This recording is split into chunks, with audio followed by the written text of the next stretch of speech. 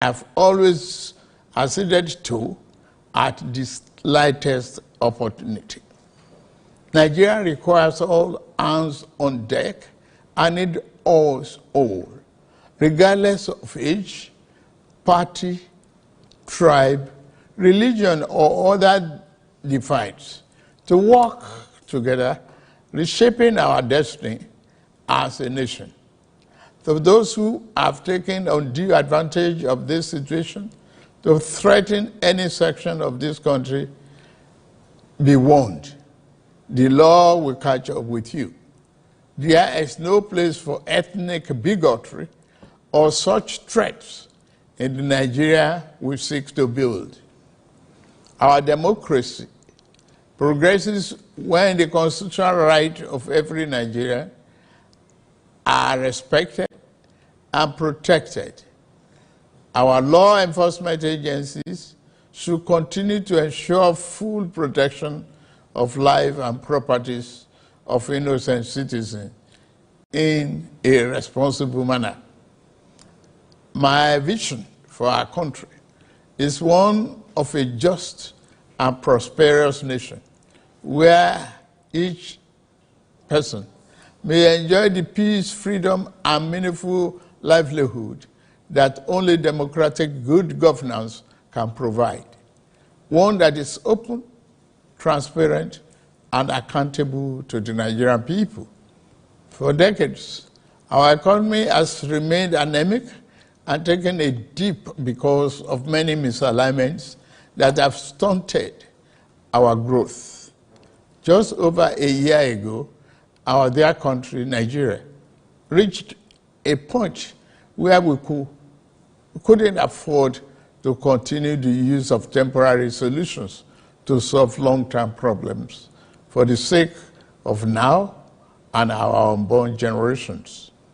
I therefore took the painful yet necessary decision to remove fuel subsidy and abolish multiple foreign exchange system, which had constituted a noose around the economic jugular of our nation and impede our economic development and progress.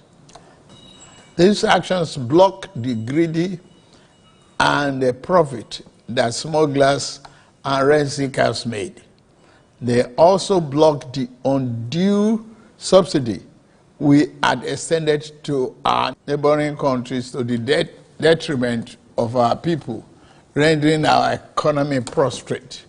These decisions are made were necessary if we must reverse the decades of economic mismanagement that didn't serve us well.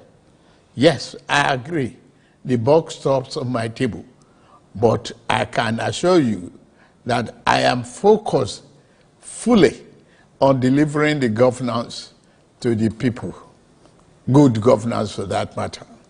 In the past 14 months, our government has made significant strides in rebuilding the foundation of our economy to carry us into a future of plenty and abundance.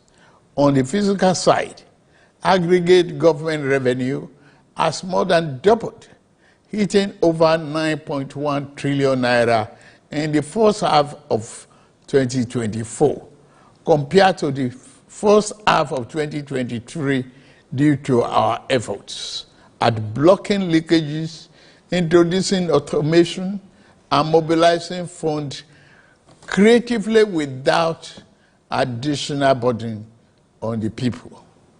Productivity is gradually increasing in the non-oil sector, reaching new levels and taking advantage of the opportunities in our current economic ambience.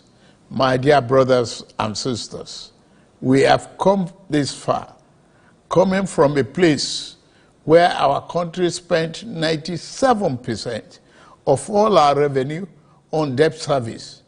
We have been able to reduce that to 68% in the last 13 months.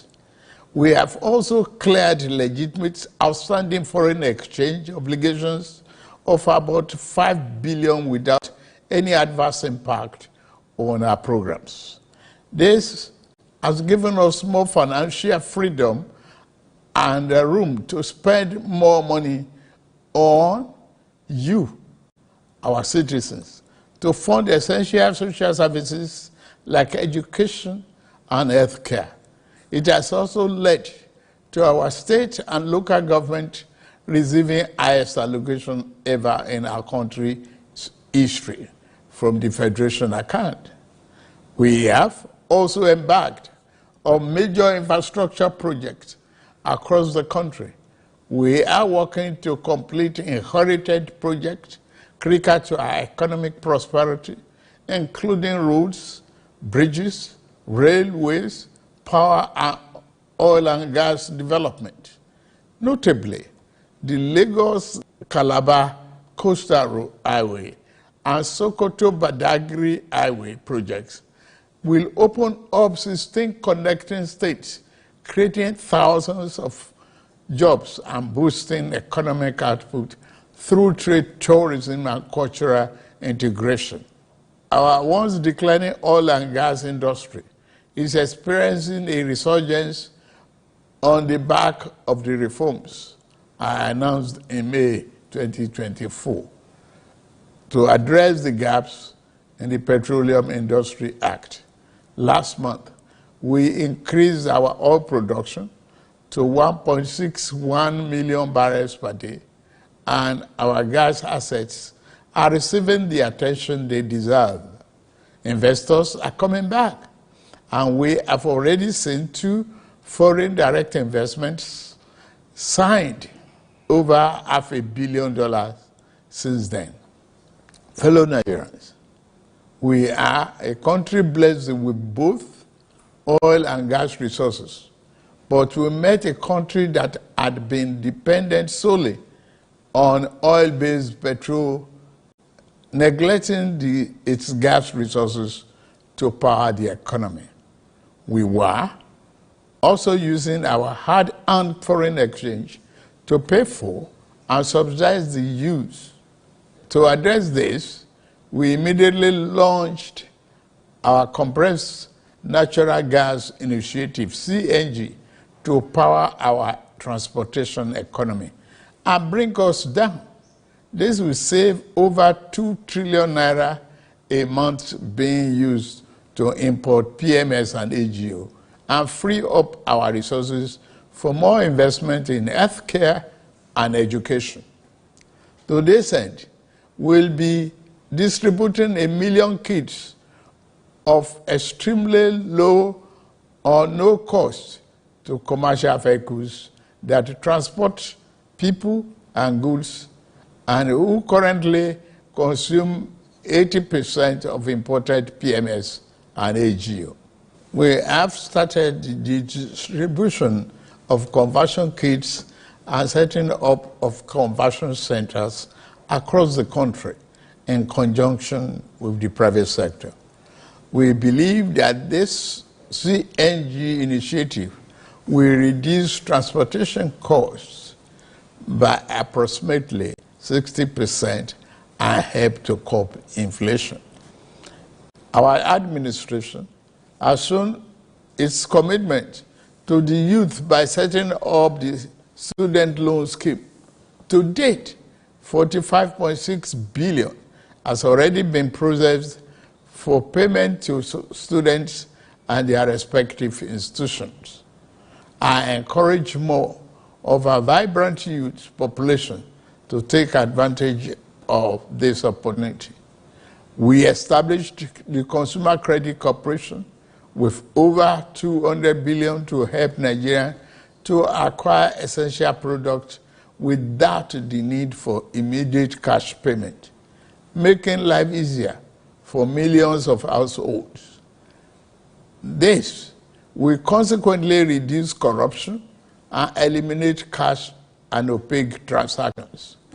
This week, I ordered the release of an additional 50 billion naira, each for NEL Fund, the student loan, and Credit Corporation for the proceeds of crime recovered by the EFCC. Additionally, we have secured $620 million under the Digital and Creative Enterprises, IDICE, a program to empower our young people, creating millions of IT and technical jobs that will make them globally competitive. This program, including the 3 million technical talent scheme, unfortunately, one of digital centers was vandalized during the protests in Kano. What a shame. In addition, we have introduced the Skill Up Artisans Program, SUPER, the Nigerian Youth Academy, NIA, and the National Youth Talent Export Program, NATEP. Also, more than 570 billion has been released to the 36 states to expand livelihood support to their citizens, while 600,000 nano businesses have benefited from our nano grants. An additional 400,000 more nano businesses are expected to benefit. Furthermore, 75,000 beneficiaries have processed to receive our 1 million micro and small business single-digit interest loans starting this month. We have also built 10 MSME hubs within the past year, created 240,000 jobs through them, and 5 more hubs are in progress, which will be ready by October this year. Payment of 1 billion each also have been made to large manufacturers under our single-digit loan to boost manufacturing output and stimulate growth. I signed the national minimum wage into law last week, and the lowest earning worker will now earn at least 70,000 naira a month. 6 months ago in Kasana, Abuja, I inaugurated the first phase of our ambitious housing initiative, the Renew Hope City and Estate. This project is the first of 6 we have planned across the nation's geopolitical zones.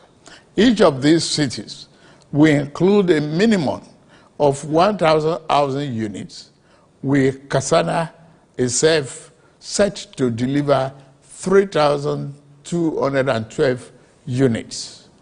In addition to this city project, we are also launching the Renew Hope Estate in every state, each comprising 500 housing units.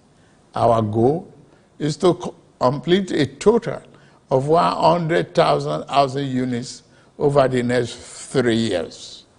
This initiative is not only about providing homes, but also about creating thousands of jobs across the nation, as well as stimulating economic growth. We are providing incentives to farmers to increase food production at affordable prices. I have directed that tariffs and other import duties should be removed on rice, wheat, maize, sorghum, and drugs, and other pharmaceutical medical supplies for the next 6 months, in the first instance, to help drive down the prices. I have been meeting with our governors and key ministers to accelerate food production. We've distributed fertilizers. Our target is to cultivate more than 10 million hectares of land to grow what we eat. The federal government will provide all necessary incentives for this initiative, whilst the state provide the land, which will put millions of our people to work and further increase food production. In the past few months, We have also ordered mechanized farming equipment, such as tractors and planters, worth billions of naira from the United States, Belarus, and Brazil. I can confirm to you that the equipment is on the way. My dear Nigerians, especially our youths, I have heard you loud and clear.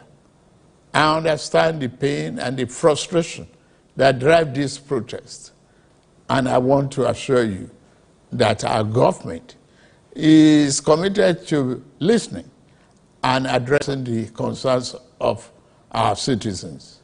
But we must not let violence and destruction tear our nation apart. We must work together to build a brighter future where every Nigerian can live with dignity and prosperity.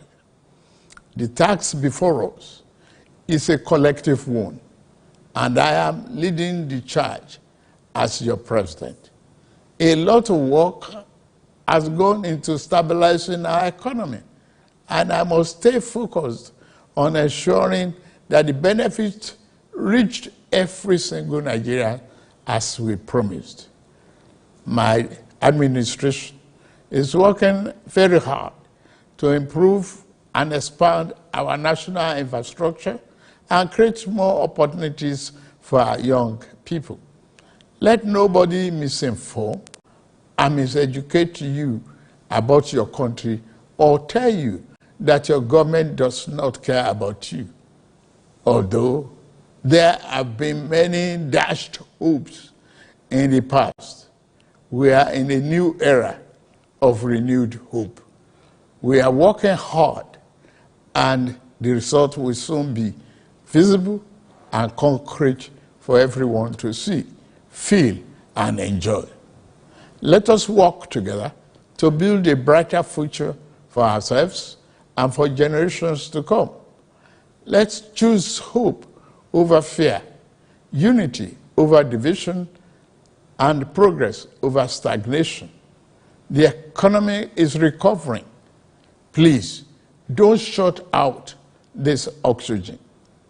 Now that we have been enjoying democratic governance for 25 years, do not let the extremists of enemies of democracy use you to promote an unconstitutional agenda that will set us back on our democratic journey.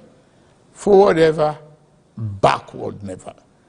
In conclusion, security operatives should continue to maintain peace, law, and order in our country, following the necessary Convention on Human Rights, to which Nigeria is a signatory. The safety and security of all Nigerians are paramount. Thank God and thank you for your attention. And may God continue to bless our great nation. Thank you very much.